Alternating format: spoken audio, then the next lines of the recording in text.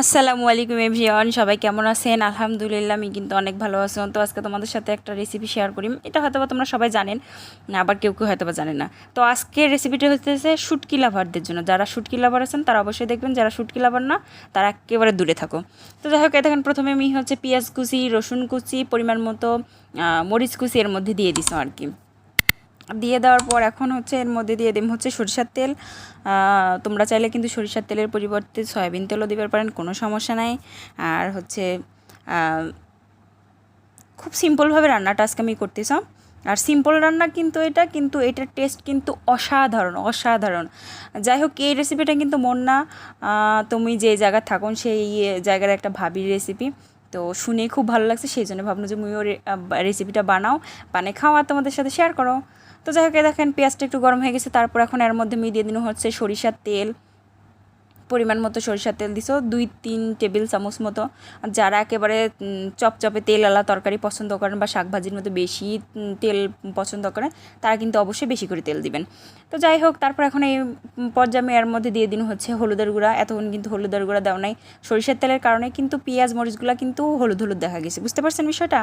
তো যাই হোক, দেখেন কি সুন্দর একটু ভাজা ভাজা যখন হয়ে আসছে, তারপর এর মধ্যে দিয়ে দেন শুটকি। ওই যে কোনো শুটকি, যারা শুটকি লাভার তাদের অবশ্যই ভালো লাগবে আজকের রেসিপিটা।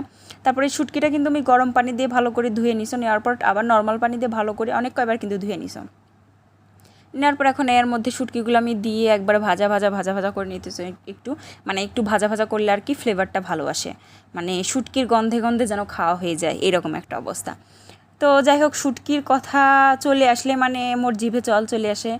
মাছ মাংসের প্রতি অত লোভ থাকে না, কেউ যদি শুটকি রান্না করে সেটার প্রতি আগে মোর নজর চলে যায়। তো যাই হোক, বেশি বকবক না করে রেসিপির দিকে চলে যাও। তারপরে দেখেন শুটকিটা কি সুন্দর ভাজা ভাজা হয়ে গেছে কিন্তু। তো দেখেন খুব সুন্দর মতো একবার ভাজা ভাজা হয়ে গেছে, আবার সুন্দর একটা ফ্লেভারও চলে আসছে। তোমরা কিন্তু পাবা না, সেটা কিন্তু মোর নাকে চলে আসতেছে। যাই হোক, দেখেন অল্প পরিমাণে একটু পানি দিছো আর কি, একটু মশলা টশলা দিন, তো সেই জন্যই এর মধ্যে অল্প পরিমাণে পানি দিন। তারপরে যে মশলাটা একটু মানে এই শুটকিটা একটু কষা টষা নাড়াচাড়া নিন আর কি। নেওয়ার পর এখন এর মধ্যে দিয়ে দিন মশলা টশলাগুলো আর কি। প্রথমে আমি লবণ দিয়ে দিন পরিমাণ মতো, স্বাদ মতো লবণ দিন। দেওয়ার পর এখন এর মধ্যে কিছু আমি বাটা মশলা দিতেছি আর কি, খুবই অল্প পরিমাণে বাটা মশলা আর কি। জিরার গুঁড়া বলে জিরার বাটা আর রসুন বাটা, বুঝতে পারছেন বিষয়টা? এর মধ্যে কিন্তু আদা বাটা একদমই দেওয়া যাবে না, কারণ শুটকির মধ্যে আদা বাটা বা শাকের মধ্যে আদা বাটা তো দেওয়া যায় না, বুঝলেন? তো যাই হোক, এই যে জিরা বাটা আর রসুন বাটাটা দেওয়ার পর সুন্দর মতো নাড়াচাড়া দিয়ে নেওয়ার পর এখন এই পর্যায়ে আমি আগে থাকতে কি সুন্দরভাবে কাটি বাছি ধুয়ে একবার রাখছিনো কলমি শাকগুলোর মধ্যে দিয়ে দিন। তার আগে আমি এর মধ্যে দিয়ে দিন একটু পরিমাণে মরিচের গুঁড়া, একটু সুন্দর একটা কালার আসার জন্য আর কি।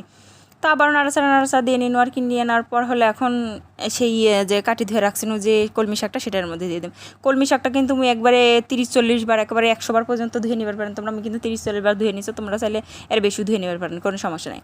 তারপর দেখেন কি সুন্দর একবার তরতাজা, একেবারে সুন্দর ফ্রেশ একেবারে তাজা কলমি শাক একবার কাটি ধুয়ে একবার কুচি কুচি করে নিয়ে এর মধ্যে কাটি দিচ্ছ। তোমরা চাইলে এত কুচি নাও করবার পারেন, কিছুটা হালকা কুচি কুচি করে দিবার পারেন আর কি, মানে একটু আস্তে আস্তে করে দিবার পারেন, যার যেরকম পছন্দ রুচি আর কি। তো যাই হোক, দেখেন সুন্দর মতো এখন আমি শাকটাক আর কি কষে টষে নিতেছি আর কি, মানে মশলাগুলোর সাথে নাড়াচাড়া নিতেছি আর কি। মশলাগুলো গায়েটায় লাগলে আর কি শাকটা কি নরম হয়ে যাবে আর কি। তো দেখেন সুন্দরভাবে আমি এই যে চামচটা দিয়ে গুতা গাতা দিয়ে আর ঠিকঠাক করে নিতেছি। শাকটা একেবারে কষিয়েছিল, মানে চুলা দেওয়ার সাথে সাথে একেবারে চুপসে যেতেছে আর কি।